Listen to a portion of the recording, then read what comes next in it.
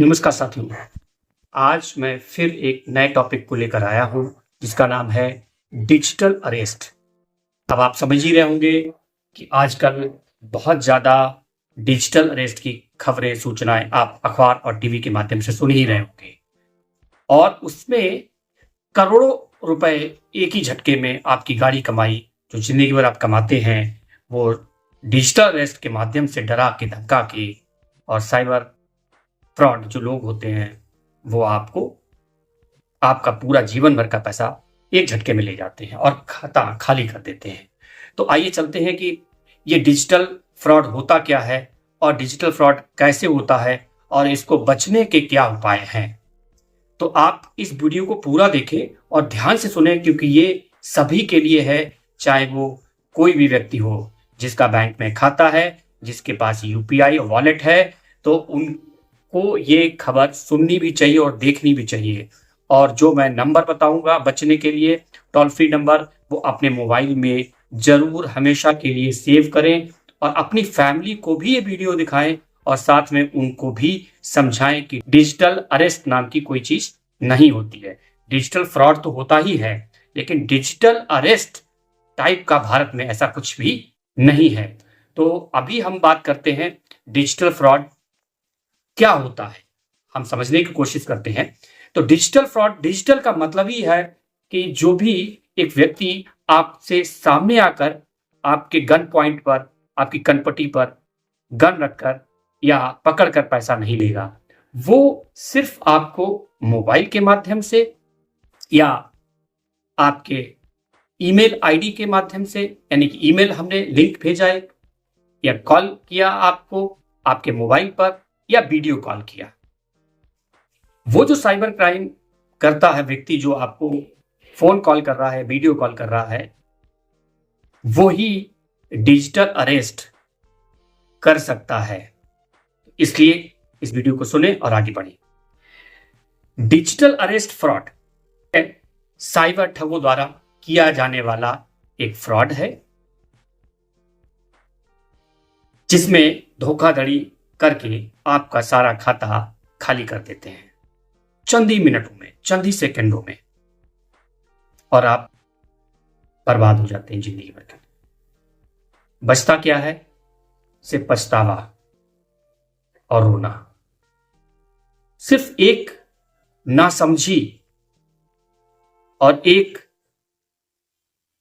डर का माहौल आपके दिमाग में बैठा दिया और आप डर गए और आपने सोचा कि इस सब बवाल से बचे कैसे, तो आपने सारा पैसा पिन कोड बता के आपको एनईएफटी आरटीजीएस के माध्यम से फिक्स डिपॉजिट तुड़वा कर, आरडी तुड़वा कर, बचत खाते में जो आपका पैसा पड़ा था जिंदगी भर की कमाई का, रिटायरमेंट का, ईपीएफ, जीपीएफ या बचत या सैलरी, वो सब और लेके, और आपके पास बचा क्या? जीरो, खाता खाली।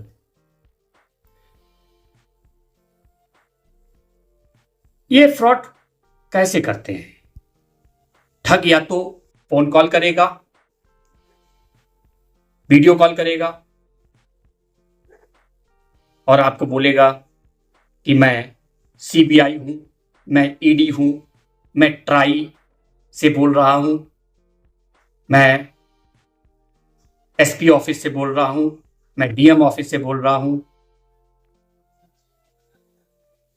इस टाइप की कॉल आएगी, या तो वीडियो कॉल या कॉल। अब आपने करना क्या है? जिस व्यक्ति को आप जानते नहीं, वीडियो कॉल पर आपके मोबाइल पर कोई नंबर आ रहा है जो कि आपकी मेमोरी में नहीं है और वो डायरेक्टली आपको फोन कर रहा है, तो बहुत सतर्क होकर फोन उठाइए। पहली बात तो उठाए ना, आप उसको जानते नहीं है तो वो डायरेक्टली आपको फोन, मोबाइल कॉल कर क्यों रहा है। दूसरा, कॉल, नॉर्मल कॉल। अगर नॉर्मल कॉल करता है तो आप फोन तो उठा ही लेंगे, लेकिन वो सीधा बोलेगा कि मैं सीबीआई ऑफिस से बोल रहा हूं या मैं एसपी ऑफिस से बोल रहा हूं या मैं ट्राई से बोल रहा हूं, आपके नाम का एक वारंट आया हुआ है या वो ये कहेगा कि आप के सिम के माध्यम से एक फ्रॉड हुआ है, या आपसे ये भी कहेगा कि आपके सिम के माध्यम से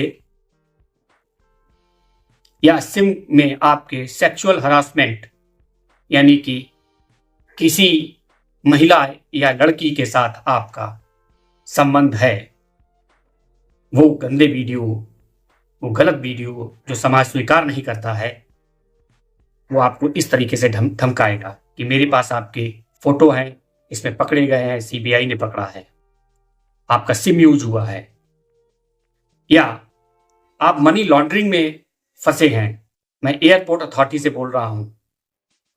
आप मनी लॉन्ड्रिंग क्या होता है? मनी लॉन्ड्रिंग का मतलब है कि बेनामी संपत्ति या पैसा आपके खाते से गया है जिसका कोई रिकॉर्ड नहीं है, पकड़ा गया है। अब वो नेक्स्ट स्टेप क्या लेंगे? वो ये कहेंगे कि अब आपके खाते को मैं वेरीफाई करूंगा और ये सारा पैसा आप मुझे ट्रांसफर करिए। कैसे ट्रांसफर करिए? यूपीआई के माध्यम से करिए, एनईएफटी, आरटीजीएस, या आपका कहीं पे भी खाता है, आप जाइए। आप कहोगे मेरे खाते में नहीं, तो कहेंगे ठीक है, आप जाइए, फिक्स डिपॉजिट तोड़वाइए जो आपने बैंकों में फिक्स डिपॉजिट एफडी के नाम से कर रखा है, आपके बचत खाते में है, उसको मैं एक नंबर दे रहा हूं, अकाउंट नंबर, आप उस पर आरटीजीएस करिए। लेकिन वो ये भी कहेंगे कि आप ये बात किसी से बोलेंगे नहीं। यदि आपने घर में किसी दोस्त, यार, रिश्तेदार, पड़ोसी या घर में किसी को भी बोला, इवन अगर आप हस्बैंड हैं तो अपनी पत्नी को नहीं बताएंगे, अगर आप महिला हैं तो आप अपने घर के किसी भी मेल पुरुष को नहीं बताएंगे। यदि बताया तो मैं आपको अरेस्ट कर लूंगा, फिर आपकी समाज में प्रतिष्ठा धूमिल हो जाएगी, आपकी बहुत इंसल्ट होगी। मैं आपको बचाना चाहता हूं, तो आप अपना सारा पैसा मुझे दे दीजिए। हाँ, मैं ये पैसा वेरीफाई करूंगा कि ये आपका है। यदि आपका है तो आपको 2-4 दिन में, 5 दिन में, 1 हफ्ते में वापस कर दिया जाएगा। ये सारी बातें कौन करेगा? ये सारी बातें साइबर ठग, जो आपको ये बोल रहे हैं कि आपको मैंने डिजिटल अरेस्ट कर लिया है।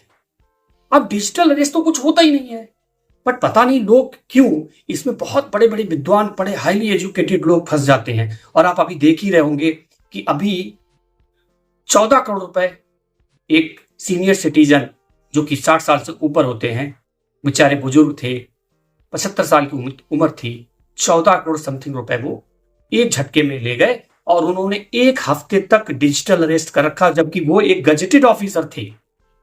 मैं उनकी बात तो करूंगा ही करूंगा, साथ साथ में मैंने अखबार और न्यूज में पढ़ा कि एक जज साहब भी फंस गए।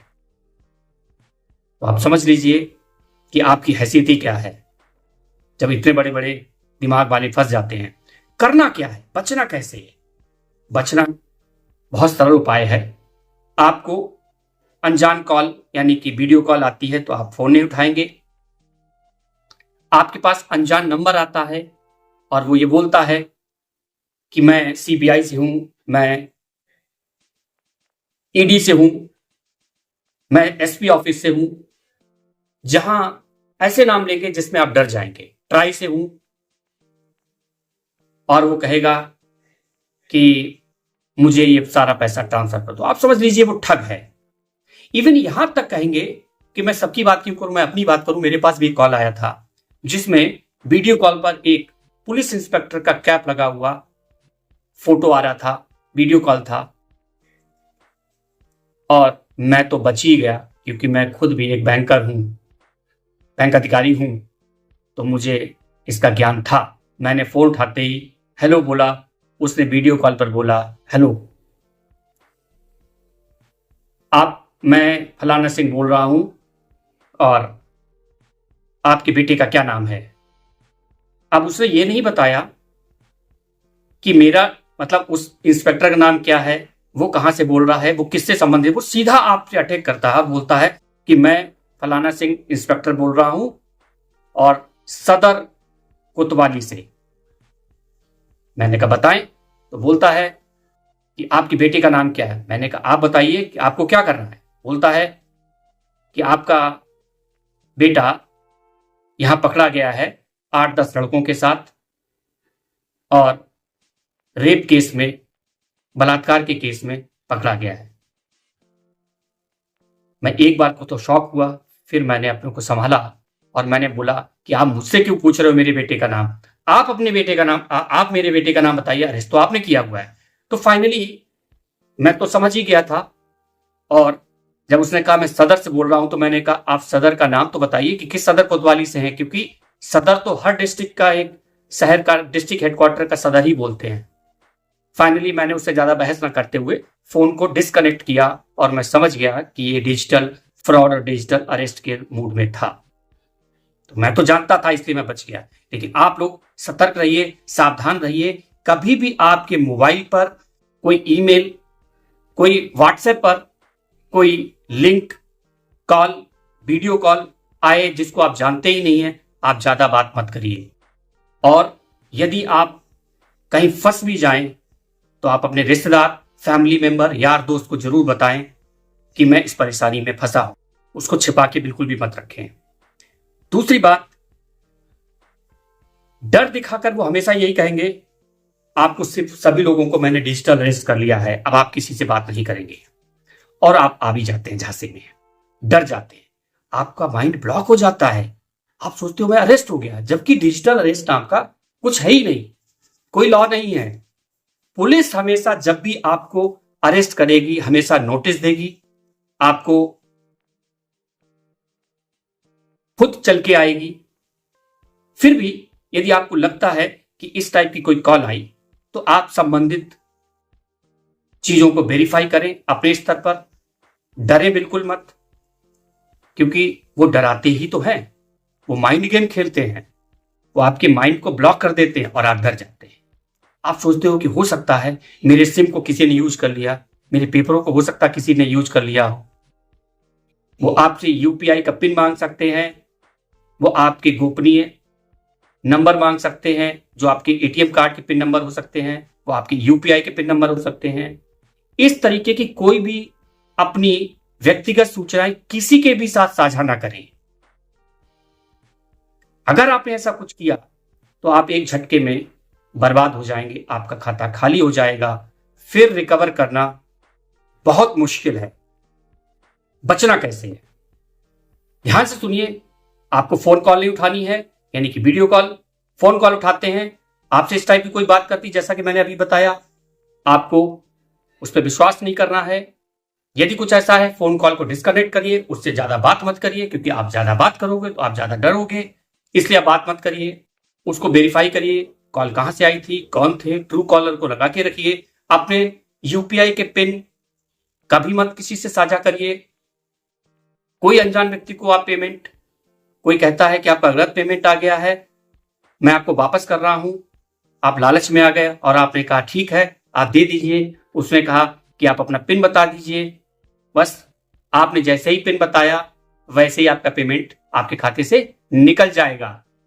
कभी भी पेमेंट जो करता है वो कभी भी पिन नहीं मांगता, क्योंकि पेमेंट देने के लिए यदि आपको कोई पेमेंट दे रहा है तो उसको पिन नंबर की क्या जरूरत पड़ेगी। इस बात का भी ध्यान रखें, कभी भी पैसा जो मिलता है आपके खाते में आता है उसमें पिन नंबर की जरूरत नहीं पड़ती है। दूसरा, सच्चाई क्या है? मैंने पहले भी बताया, डिजिटल अरेस्ट नाम की ऐसी कोई भारत में चीज नहीं होती है। डिजिटल फ्रॉड से कैसे बचे ये भी मैंने बताया।